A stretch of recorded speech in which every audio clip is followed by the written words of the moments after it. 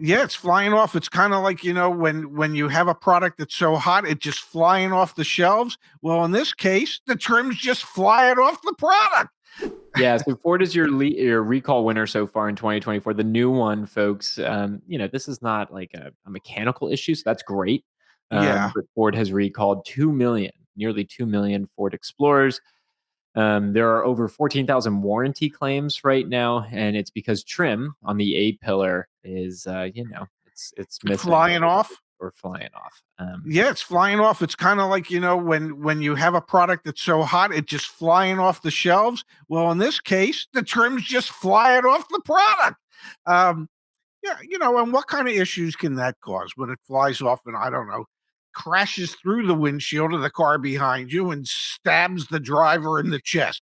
I mean, In how his could that opinion, possibly be an issue? What? that's all in your opinion. In my opinion, yes, if that were to happen. I mean, there are I better adhesives. Isn't that wild, man? It's like they just can't beat it. I also saw there's a Ford Maverick recall going on now as well. So it's like their most popular new, cheap, affordable pickup truck, and there's a recall on that too. They just they trip, man. They take one step forward, two steps back.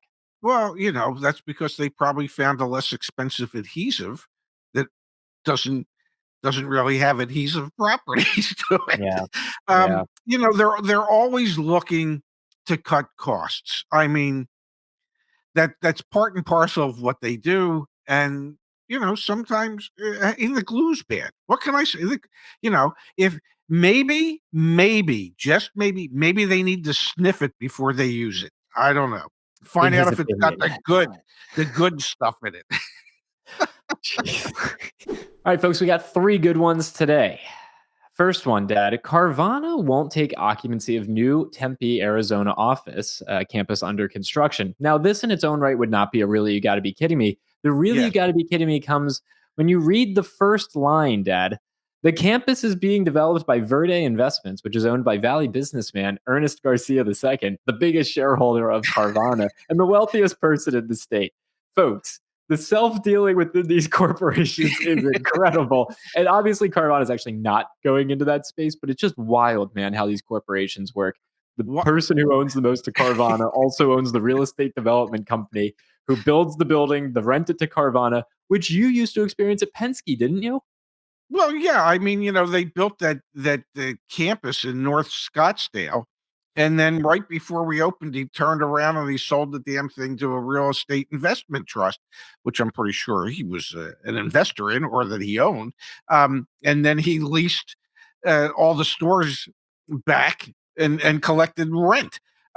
So yeah, but I'm curious as to, well, is he, as the largest shareholder of Carvana, is he going to turn around and sue Carvana to get them to take that office space or get some type of compensation because they're backing out of the deal?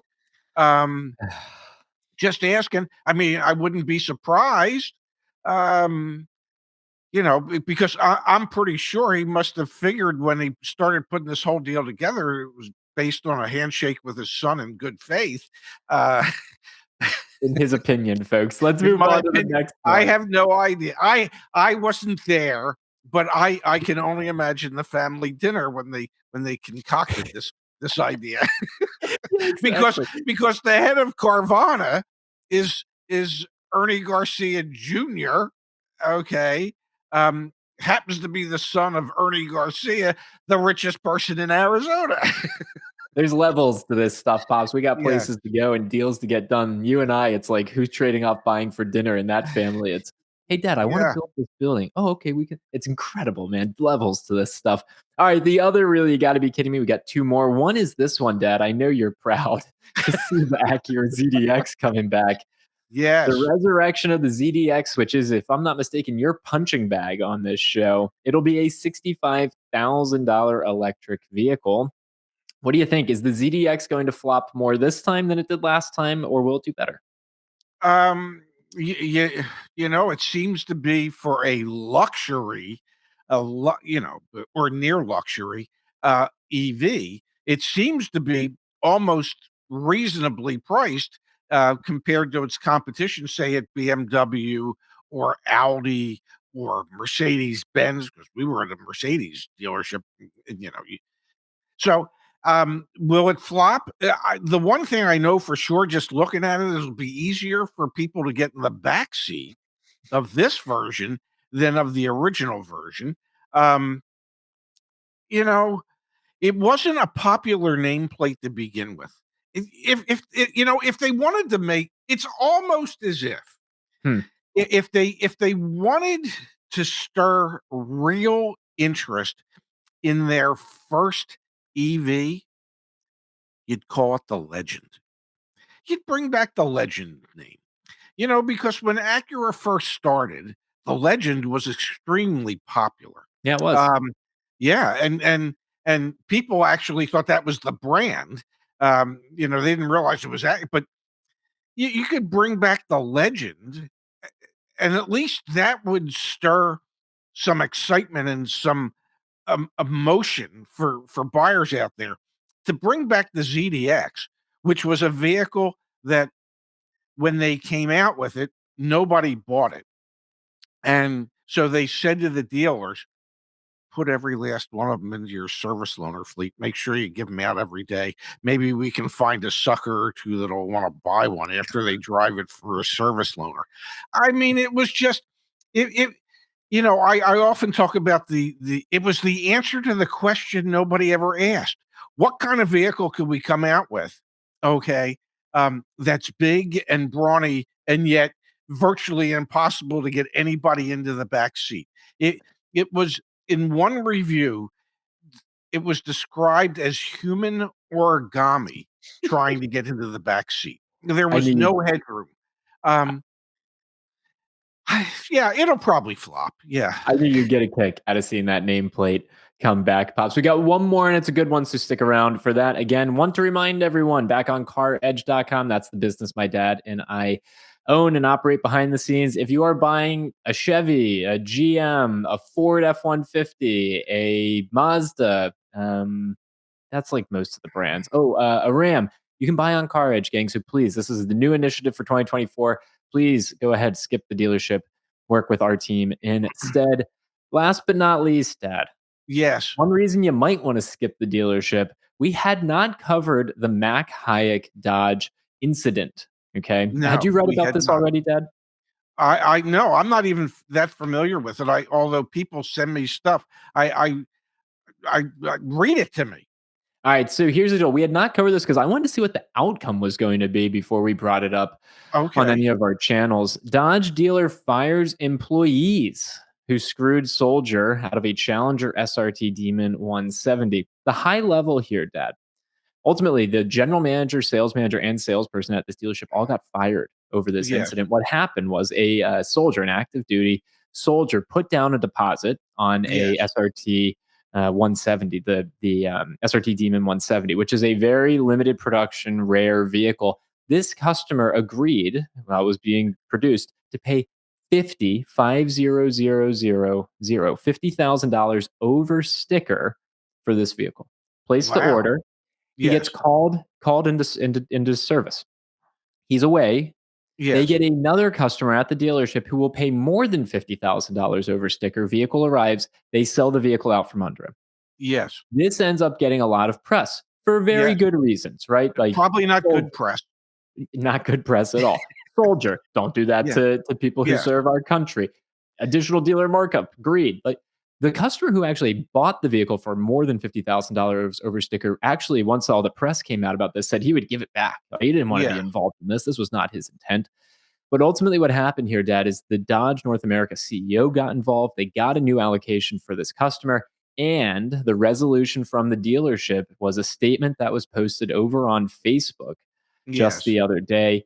We are donating. So they got a car from Dodge Corporate for the customer. The other customer who bought the thing way over sticker also has their car. Mac Hayek now in Flowood, Mississippi, is donating a car. So they got another one that matched the customer's original specifications. They're going to be Yes. donating it, doing an auction that involves Jay Leno. So they're really trying to play this thing up. And in Sure. this post, Dad, They also acknowledge the fact that the general manager of the dealership, the sales manager, and the salesperson have Yes. all been relieved of their duties. Wow. Craziness, That reminds me, if I may, personal story, reminds me of a day it was a Tuesday. I was off on Tuesdays when I was in the business. I come to work on Wednesday morning, and the finance manager grabs me as soon as I walk into the dealership, and he goes, "We got a problem." I go, "What kind of problem?" He goes, "Well, there was a clubman on the showroom yesterday. We took a deposit on it yesterday morning. I gave a buyer's order to the buyer, the woman who was buying it, so she could take it to her credit union, so she could get the check to come in today to pick up the vehicle." I said, "So what's the problem?" He says, "Oh, well, they sold the car to somebody else last night." I said, "What do you mean they sold the car to somebody else last night?" "There was only one sales manager here. He knew he took a deposit." He says, "Yeah, he knew what he did, but the, he had a customer there ready to go home in the car, so he sold him the car." Um, so I, being the sales manager that was there that day, I had to call the customer and say, "Oh my God, I don't know how it happened. All I know is it did happen. We somehow sold your car last night. I'm going to start looking nationwide to see if I can find the exact car for you, so I can bring it in here, whatever expense it is to me." And we didn't wait for it to get public. The owners came in and we talked about the situation, and they asked the sales manager who did it the day before to come in, and they summarily fired him the instant he got there, because you can't take a deposit from a customer on a vehicle in the morning and sell it to some other customer that night, because you'd like to say to the owner, "Well, I delivered a car today." Okay.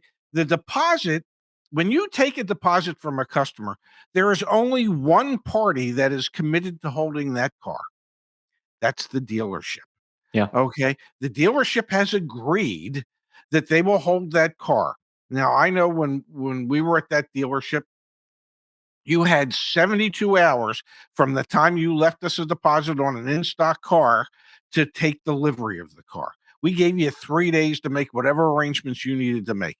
That meant we would hold on to that car for 3 days. After the 3 days, it's fair game. We could give you your money back. Not after 8 hours. So I feel bad for the soldier. Okay. Plus, I feel good for the soldier because Dodge got involved.